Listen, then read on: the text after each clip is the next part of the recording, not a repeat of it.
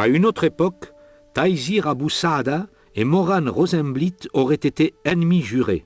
Mais ici, au cœur des États-Unis, où vivent maintenant Tass, le Palestinien, et Moran, l'Israélien, tous deux ont réuni leurs forces pour annoncer à des milliers de personnes l'histoire improbable d'une amitié impossible. Moran a grandi dans un kibboutz au sein d'une famille juive non pratiquante. Ayant rejeté les règles et les habitudes des juifs les plus orthodoxes de sa communauté, il devint rapidement un adolescent rebelle, menant une vie médiocre jusqu'à son entrée dans l'armée. Nous avons appris qu'il y avait eu un attentat suicide à l'endroit où Monotrinité avait l'habitude de se retrouver tous les dimanches. 22 soldats sont morts ce jour-là. Parmi eux, certains amis les plus proches de Moran. À ce moment-là, j'ai commencé à sentir en moi une colère et une haine envers les Arabes, à ne plus pouvoir leur faire confiance du tout. La haine et le désespoir avaient pris racine en lui. Après l'armée, Moran se tourna vers l'alcool. Je fuyais la dépression, la souffrance qui était dans mon cœur et que je ne laissais pas s'exprimer, la colère envers tout ce qui arrivait, la crainte. Je ne voulais pas affronter la vie. Alors, je me suis enfui dans une toute autre réalité. Il finit par quitter sa patrie. Je pensais que la vie humaine n'avait plus aucune valeur en Israël. Des gens mouraient à droite et à gauche, personne ne faisait rien. Alors j'ai décidé de partir. Moran se retrouva aux États-Unis hostile et désespéré. Tass était arrivé presque 20 ans plus tôt, traînant un fardeau semblable. Je n'ai jamais eu besoin d'apprendre à détester les Juifs.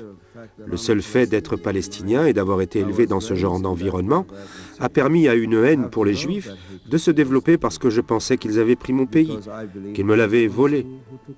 Je les détestais donc passionnément. J'étais très en colère et je ne pensais qu'à une chose, me battre. Je me suis donc enfui de la maison pour rejoindre les forces du Fatah et j'ai commencé à me battre aux côtés de Yasser Arafat. Ces années passées avec l'OLP n'ont pas réussi à apaiser sa colère qui l'accompagnait encore aux États-Unis. Il devint un restaurateur à succès, mais sa vie restait vide, jusqu'au jour où un client avec lequel il s'était lié d'amitié l'invita à venir discuter avec lui. Il essayait de me dire qui était Jésus. Je lui répondis, « Attends une minute. » Il était en train de me dire que Jésus était le Fils de Dieu et qu'il était Dieu. Je lui dis, « Charlie, je ne crois pas dans tout ça, ne commence même pas. » Les parents de Tass sont des musulmans pratiquants ayant appris à leur fils à suivre le Coran. Tass, en bon musulman, se rendit plusieurs fois à la Mecque. Mais, le 14 mars 1993, Tass partit pour un autre voyage. Son ami s'obstinait. Il alla chercher sa Bible et il l'installa entre nous deux.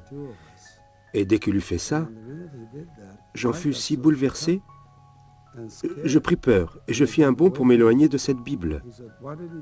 Il me dit, « Pourquoi as-tu sursauté ?»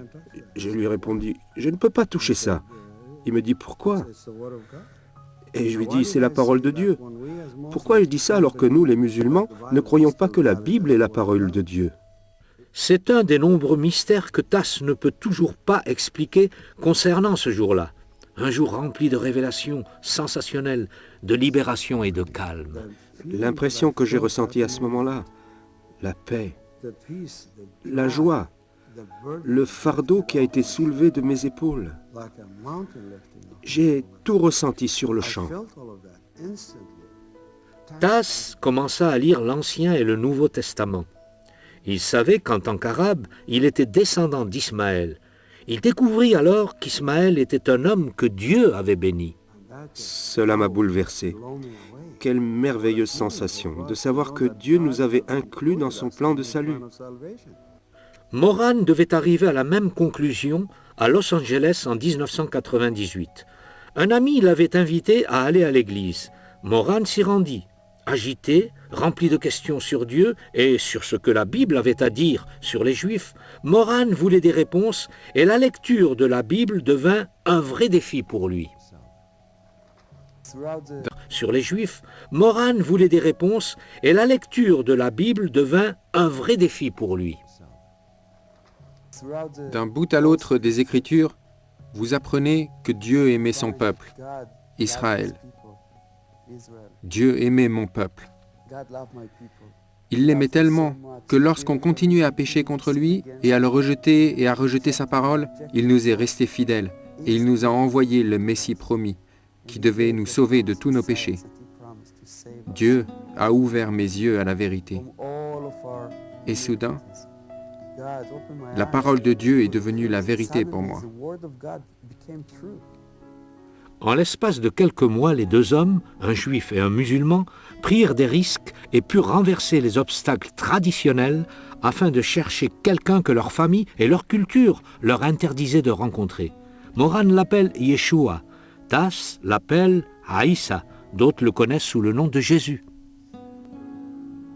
Si tu donnes ton cœur à Yeshua, l'amour, la joie et la paix qui remplissent ton cœur, ça ne sera pas parfait, mais l'amour et la joie et la paix qui rempliront ton cœur seront immenses. Mais cet amour et cette paix pourraient-ils vraiment effacer des années de colère? Moran et Tas savaient que les Écritures étant devenues le point central de leur vie, il leur fallait vivre ce qu'ils avaient appris. Il ne leur suffisait pas d'aimer leurs ennemis en théorie seulement. Même après avoir accepté le Seigneur, pour moi, un bon arabe, c'était un arabe mort.